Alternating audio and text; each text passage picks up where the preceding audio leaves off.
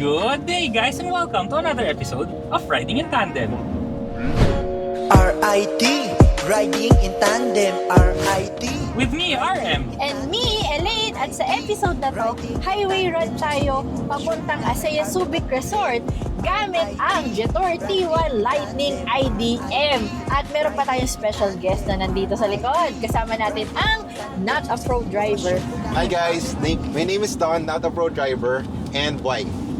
At kasama natin silang dalawa ngayon. At kung di pa kayo nakasubscribe sa channel nila, please like and subscribe yung channel nila. Mabibilib kayo sa mga video nila as in nakakapanlaway sa sasakyan. Kaso pag nakita niyo yung reviews nila, ihandaan niyo na rin ang wallet niyo dahil baka mapabili kayo. Baka mabudol kayo. Gamit na nga natin yun, no? Dahil nga highway run to, so titingnan natin yung performance ng T1 Lightning IDM sa expressway. Unang-unang napansin ko dito, yung ride natin, no? Sobrang ganda ng ride natin. Partida! Overinflated pa yung gulong natin ngayon, no? So very good yung suspension nito. Etong Jetour T1, similar siya sa Jetour T2, pero for urban driving. Ang maganda pa dito, hindi nila kinompromise yung headroom, yung space sa loob, maluwag pa rin. Pareho nga siya ng Jetour T2, no? Macho pa rin siya, pero ito naman mas urbanized niya, no? Medyo soft yung mga edges niya, medyo mas compact siya, pero kagaya nga ng sabi ni Elaine, no compromises pa rin sa space. Sa unahan, komportable ako, ang layo-layo namin ni Elaine. Pero tanungin natin sila doon sa likod. Kamusta ba kayo dyan? Yung space nyo, kasya ba kayo? Kasyang-kasya, sobra. Actually, maluwag pa yung legroom, yung headroom. Very spacious din dito. Tsaka ito, pwede rin Ayan. mag-holding hands. Ayan. Papakasweet naman. Wait lang. Kinikilig pa ako. Akala ko, pagkaganda pa ako. Sabi ko, hala, hindi na holding hands. Grabe. Hindi na kayo pag-holding hands. Ano ba yan? Wow, Yung interior din niya, di ba? Sobrang high-tech niya. Pero ano pala to, may dalawang choices pa ng kulay. Dalawa yung interior colors nito. Merong black-orange, combination ng black with hint of orange. And snow mountain white. So kung ano yung mas preferred mo, black or white. Pero ang gamit namin ngayon, ito yung black na mayroong mga orange na stitchings, sa manibela meron, sa dashboard meron, sa mga sides meron din. Sporty yung dating pero comfy siya kasi nga more black eh. Black. Hindi siya yung usual na black and red, naging orange. Ang Jetour T1, napakataas din ng ground clearance nito, no? So hindi ka mabibitin sa mga kahit nga gutter pwede mong itaas. Ang advantage pa nito, yung mga approach angle nito at yung departure angles niya, so mataas pa rin. Kaya talagang hindi ka mamamroblema sa gutter. Pero hindi ko naman sinasabing sumampa kayo ng gutter pero kung sakaling kinakailangan, kaya nyo. Tsaka maganda din dito, no, nagustuhan ko kasi kahit ganun yung mataas yung sasakyan, pero pagka kasi ikaw yung nandito, nagdadrive ka, yung kita mo pa rin kasi yung harap eh. Yung hindi siya, may mga sasakyan kasi na pag mataas ka na, hindi mo nakita masyado yung sahig. Ito kasi parang natatansya mo pa siya. Oo. Madali siyang tansyahin kasi yung hood niya, no, medyo Sloping pababa. sloping pababa pero kitang-kita mo yung dulo kasi kaya hindi siya mahirap tansyahin. Tapos yung mga salamin malalaki, yung mga side mirrors malalaki. So napakadali lang dito. Kayo ba, kamusta ba ang view nyo dyan sa likod? Yes. Feeling namin ang tangkad namin. Wow! Wow. At Ang taas mo very na. spacious pa rin yung vibe talaga, lalo na pag nakabukas yung panoramic sunroof. Yeah. Mas spacious, di ba? Pero kasi ano rin dito, may medyo tinted na siya. Makikita mo na compared do sa windshield, dito medyo may shade na siya. May protection ka na from UV. Yun. Actually, 9-layer yung protection yan. 9. Pero alam mo pare, ang mas maganda dyan, para maging 10-layer yung protection mo, maglagay ka na. Ceramax. Yun eh. Nano ceramic tin. Ceramax. Isa rin sa mga gagawin natin, no? Siyempre, highway run tayo. So titingnan din natin kung kamusta ba yung consumption nito. Pero hindi tayo yung full tank method ha. So ang gagamitin lang natin yung sasabihin sa screen. So sasabihin ko lang sa inyo, mamaya doon na lang sa dulo kung ilang kilometers per liter yung nagamit natin. So far, no, ang average speed ko 45 kilometers per hour kahit nandito tayo sa expressway. So medyo traffic ngayon. Pero dyan talaga natin masusubok yung kakayanan ng T1 Lightning IDM. Kasi nga dahil sa hybrid system, yung pag-andar natin ngayon, actually hindi umaandar yung engine natin. Naka-electric mode lang tayo ngayon. Kaya kung mapapansin nyo rin, no, tahimik na tahimik, wala tayong naririnig na ingay. So far, no, sa puro traffic nating dinaanan, ang nakalagay dito, 5.6 liters per 100 kilometers. Pero ang under ko nga ngayon, 10 kilometers per hour lang eh. Not bad so far. So kung 5.6, may calculator nga. Ayun na tayo. 100 divided by 5.6. 17.85. So far ngayon, no, naka 17.85 kilometers per liter tayo sa traffic. Wow. Wow. Very good, very good. Very good na very good yun. Abangan na lang natin mamaya no, pagka nag-free up. So feeling ko kasi pagka nag-free up na yung highway, so baka tataas pa yan. So tingnan natin mamaya, baka mamaya 50 kilometers per liter. Tingnan lang natin, tingnan natin. Yes. Di ko alam. Sa labas, para ma-determine nyo rin na T1 ito, no, makikita nyo meron tong horizontal na strip sa harap niya na pagka naka-idle kayo, gumagalaw-galaw yun, gumaganon. Tapos yung signature na headlights, taillights ng Jetour, ganun pa rin. Pero medyo iniba nila ng konti. So, cloverleaf design pa rin siya. So, 4 na ganun. Tapos, nasa gitna yung pinaka-headlight niya. So hindi lang basta-basta ang cloverleaf, no? Lucky cloverleaf kasi Yeah. 4 yung leaf. Pampaswerte hanggang nasa iyo ang Jetour T1 mo. So, pag-usapan lang din natin yung engine, no? Kasi nga ano to, no, Lightning IDM. So same naman to sa mga ibang Lightning IDM ng Jetour na pwede kang maglagay ng gasolina, tapos pwede ka rin mag-charge ng kuryente. Actually, ito, yung maximum range, combined range nito, up to 1,200 kilometers. Imagine mo yung SUV mo. Tapos kayang full tank, full charge, 1,200 kilometers. Gaano mo ba katagal uubusin yun? O kung isipin mo, gaano kalayo ang biyahe mo sa opisina mo? Sabi mo, 10 kilometers papunta, 10 kilometers pa uwi. So, 20 kilometers per day. O, So, divide mo gaano yun sa mo yun, 1.2. ano yun? O, sobrang dami. Hindi na natin bibilangin. Pero ano, siguro mga 2 buwan ka bago magpagasolina. Actually, ganun nga yung nangyari sa amin sa T2. Kasi yung sa T2 IDM namin, nagpagasolina kami 2 months bago kami magpagasolina ulit. Very good, di ba? Yung gasolina namin, gasolina pa rin. Oo. Yung roof rails nito, pwede nyo yung kargahan. Pagka static o hindi kayo gumagalaw, up to 300 kilos pwede dyan. Pero pagka umaandar kayo, dynamic, hanggang 150 pwede nyo ilagay dyan. 150 kilograms.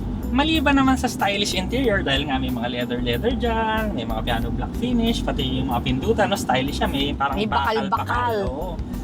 Ang lalaki rin ng screen dito. So ito ay 15.6 inches yung infotainment natin. Tapos yung instrument cluster, 10.25. So yung infotainment screen natin, meron yung Apple CarPlay and Android Auto na wireless. Plus, meron isa kaming feature na pinaka-paborito dyan. Yung nap mode. na hindi natin gagamitin ngayon kasi delikado. Hindi natin gagamitin, pero kung kailangan mong gamitin, meron. So yung nap mode kasi mangyayari sa kanya, no? Itong driver seat, hihiga siya. Tapos biglang magkakaroon ng ambient noise na pwede mong mamili kung ano yung Parang gusto mo. spa. Oo, parang ganun. May parang spa, may parang nature, ganyan. Tapos yung aircon lalakas, isasara niya yung mga bintana. Tapos yun nga, ihihiga yung yung upuan. Talagang ready to nap ka na. At maganda, may timer siya. So, kung gusto mo kunyari, matulog ka for 15 minutes lang, ganun, pwede mo siyang iset doon. Pag natapos yung 15 minutes, ibabalik na sa original position yung upuan, magigising ka na doon. So very good yun, lalo na pagka sobrang haba ng biyahe mo, kagaya ngayon, no? Pagod na Pare, pagod. inaanto ka na, gabi. So, itabi mo na muna, no? Meron ka ng automatic na alarm clock. Diba? Automatic na kama, tapos automatic na alarm clock. Yun pa yung nagustuhan eh. Diba? Yung gusto ko eh. Matulog Oo. agad. Like, sa akin kasi, no? Minsan kasi pagod na kami sa whole day na ginagawa.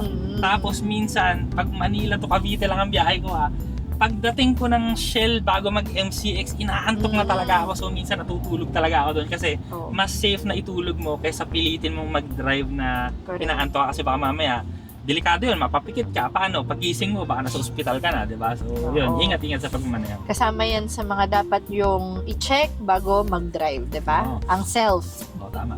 Blow bagets, ang dulo nun S, self. Isa pang feature nito, meron din tong air purifier. Kaya kung kagaya namin kayo na merong allergic rhinitis, iwas pollution na malalanghap dahil meron tong air purifier. Kompleto rin to ng driver aids, no? Yung ADAS system nito. Pero ang pinagamit na gamit ko kasi dyan, yung adaptive cruise control na ginagamit ko nga kanina, no? Ngayon, in-off ko muna siya, mamaya i-on ko ulit. Sige, on ko na nga. Bukod sa adaptive cruise control, meron ditong adaptive seat ventilation. So, eto yon. Kung kunyari, ikaw ay nasa heavier side, mas lalaksan niya yung buga para mas malamigan ka. Yun. O, kasi pag mabigat ka, di ba, napipress kasi yung mga butas. Correct. So mag-a-adapt na lang siya, lalakasan niya yung buga ng hangin para mas lumamig pa yung you know what. You know what? So ngayon gamit ko rin yung adaptive cruise control, no? Sobrang swabe niya. So ayan, no, napaka gradual nung braking niya, yung acceleration natin, no? Hindi naman tayo masyadong nahuhuli dun sa sasakyan sa unahan. Swabe. Tsaka yung maganda sa mga adaptive cruise control ngayon, no?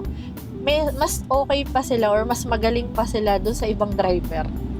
Mas hindi mo kasi nararamdaman, ay namembreno na pala or nag-accelerate. Sobrang swabe lang. Kung bet nyo rin pala na tumambay or kunyari nawalan ng kuryente sa inyo for some reason, meron tong 24 hours na AC. Pwede nyo nakabukas lang yung aircon nito.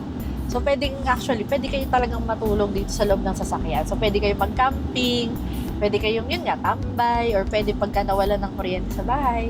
Yan, dito kayo ng mga bata. Pwede kang tumambay kasi unlike sa mga regular na kotse kasi na may engine, meron yun yung carbon monoxide poisoning. Pero pagka kunwari kasing ganito, hindi umaandar yung makina mo. So electricity lang yung gumagana kaya walang carbon monoxide. So safe ka na matulog dito sa loob ng sasakyan. Ito, triple protection din ang battery. Safe na safe ka dahil nga yun, triple protection daw yung battery. Maraming ibig sabihin yun, 3. Triple nga, syempre 3, alam mo 4. Nakakainis. Nakakainis. In-explain niya yung triple. Kasi pag dalawa, double. Double lang yun. Tapos pag-apat, quadruple. Ba yun? Talaga. Ano, kaya kasi nito yung 10,000 PS na pressure. So, ibig sabihin yan, pare, nagdadrive kang ganito, tapos naluba ka, kahit anong lubak mo, hindi kaya yun yung 10,000, no? Easy lang yun, maning-mani lang yun. Isa pa dito, meron tong heat protection, kaya kahit umiinit yung battery, kasi syempre, konti umiinit talaga yan, pero protektado pa rin siya sa heat. Last but not the least, kahit umuulan, kagaya ngayon, no? Meron pa rin tong IP certification. So IP68 siya. So water resistant siya. So actually hindi mo mailulubog sa tubig to, pero kaya niyang ilubog sa tubig. Yung battery, huwag mong ilubog sa tubig yung sasakyan. Masisira yan. Winner na winner tong sasakyan to dahil champion siya 10 times sa China's top engines. O, diba? Siya ang nananalo taon-taon. Matibay na matibay to at yung power hindi ka talaga mabibiti. Ang chassis nito, marami siyang high strength steel.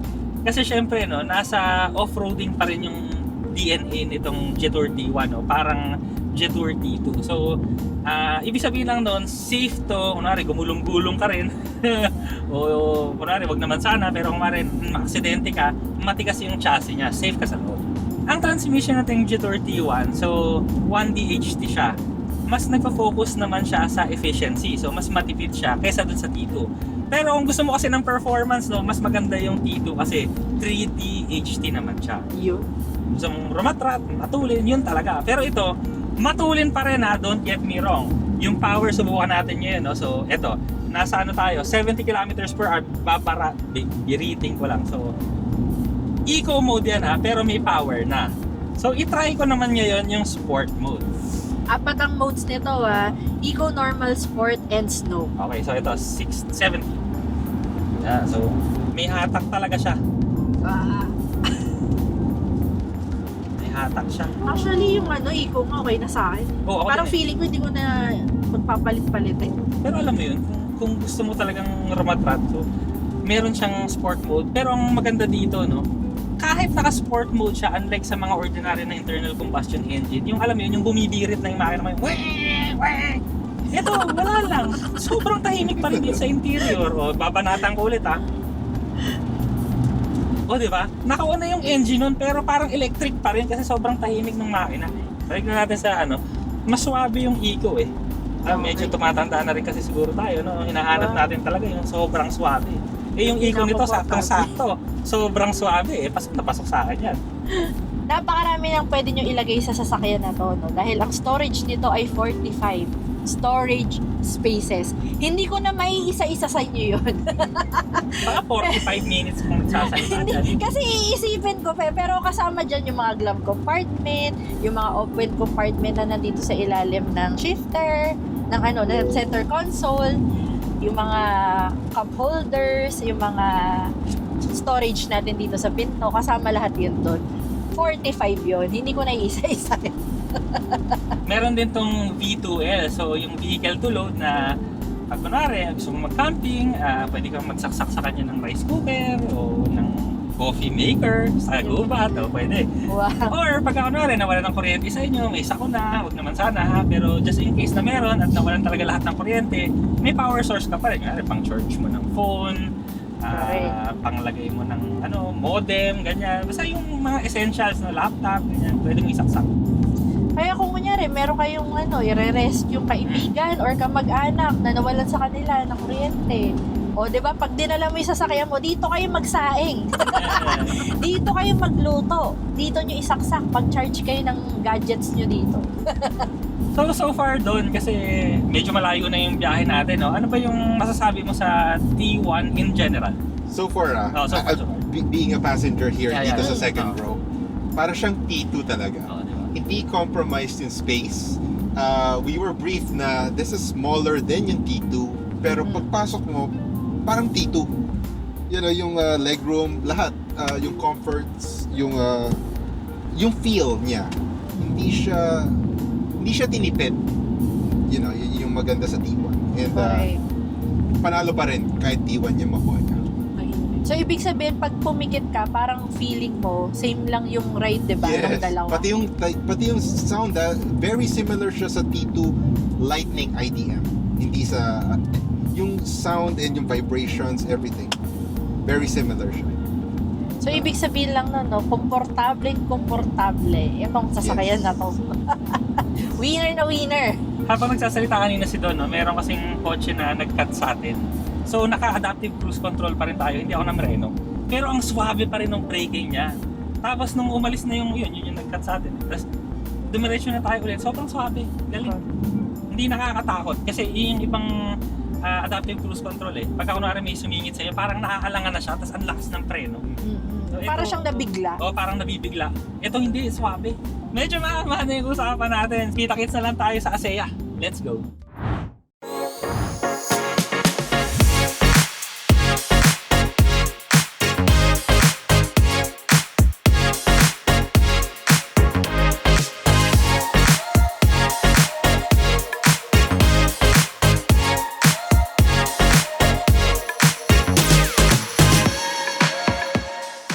At yan mga katandem, itutuloy natin ang ating drive. Nandito na tayo sa ASEA Beach Resort Subic. So, ASEA Subic Beach Resort pala. So, kasama natin ngayon ang artista. Ay, guwapo lang pala. Sir Leland. Hello everyone. Yon. Akala ko yung artista kami na Alam ko nga kami yung sasabihin mo. Mga pilinger talaga. Nagsukmay kami nila ng buhok. Gumanon eh. Sorry. Flip yun. Sorry. Nagka-bracious bigla eh. Teka lang, ba't may kinilig yata doon? Sabay ganun. Okay. Okay, game. Yun. This one's a bit of a night ride.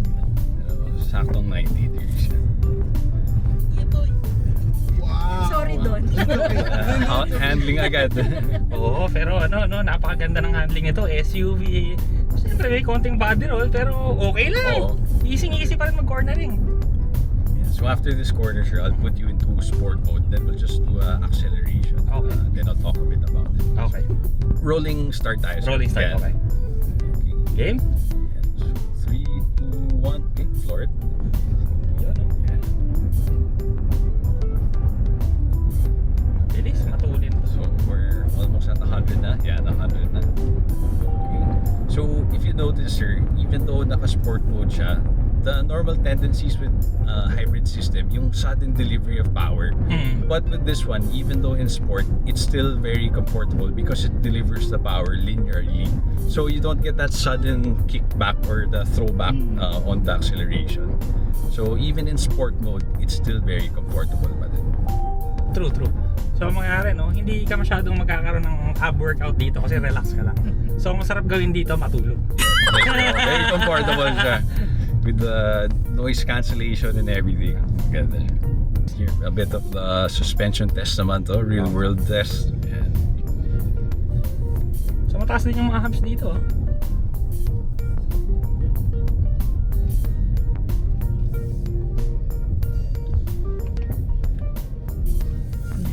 Actually, okay siya, no? Pero partida pa natin yan, no? Overinflated pa rin tayo. Oh, yes, sir. Ano ba to? Fresh out the box na units, so, sir. So, this will have a better ride pa kung ma-adjust natin yung tire pressures. Pero ngayon pa lang, napakaganda na. Kahit Yes, sir. overinflated. Tsaka ano tayo, puno tayo. Ito na lang talaga yung masasabi ko sa inyo dito sa Jetour T1, no? Bago kami mag-swimming, mag-beach at Mag-relax. mag-relax muna at magpamassage. Punta na lang kayo sa Asea kung gusto nyo rin, ha? May pickleball din dyan. At saka ano pa yung meron dyan? Billiard. Billiards, may game room pa sila, may PlayStation din doon. Sobrang daming activities, may water activities pa. Yung, Jet ski. Yun, jet ski. So, napakasaya dyan. Kung interesado kayo, malapit na mag-summer ulit, or kung gusto nyo ng Christmas, pwede rin kayo pumunta dyan. Asea Subic Beach Resort.